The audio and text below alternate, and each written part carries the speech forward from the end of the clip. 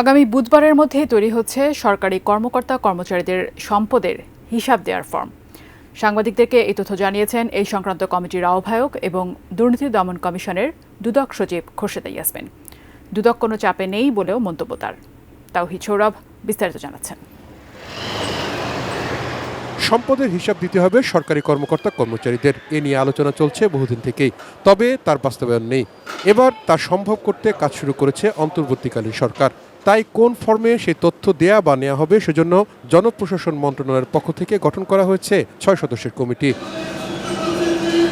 কমিটির প্রধান দুদক সচিব খোরশেদা ইয়াসমিন মঙ্গলবার সাম্প্রতিক বিষয় নিয়ে আলাপকালে তিনি জানান, ফর্ম তৈরির জন্য এরই মধ্যে কাজ শুরু করেছেন তারা।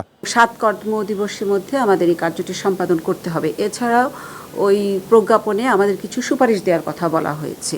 তো এর মধ্যে প্রাথমিক কিছু কার্যক্রম ইতিমধ্যে আমি শুরু করেছি। স্বল্প সময়ের মধ্যে একটি মিটিং ডাকবো, ডেকে আমাদের যেটা দায়িত্ব দেওয়া হয়েছে ওই নির্ধারিত সময়ের মধ্যে আমরা আশা করি যে কাজটা শেষ করে জনপ্রশাসন মন্ত্রণালয়ে আমরা দাখিল করব। শিয়া বাটার ও ভিটামিন ই সমৃদ্ধ lily glam beauty soap. Lily, always beautiful. এদিকে দুর্নীতির নানা অভিযোগ অনুসন্ধানে বুধবার দুদকে ডাকা হয়েছে সাবেক নৌ পরিবহন মন্ত্রী শাহজাহান খান, সাবেক চিফ হুইপ নুরি আলম চৌধুরী সহ আরও 2 সাবেক এমপিকে।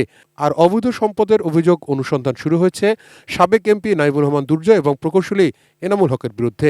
ক্রিকেটার জনাব এম নাইমুর রহমান দুর্জয়, তার বিরুদ্ধে দুর্নীতি ও বেআইনি কার্যকলাপের মাধ্যমে আরিচা নৌ টার্মিনালের নিকটবর্তী বিআইডব্লিউটি এর জমি সহ বিভিন্ন জায়গায় জমি এবং নামে বেনামে বিপুল পরিমাণ সম্পদ অর্জন করেছেন মর্মেও আমাদের কাছে একটি অভিযোগ পাওয়া গেছে।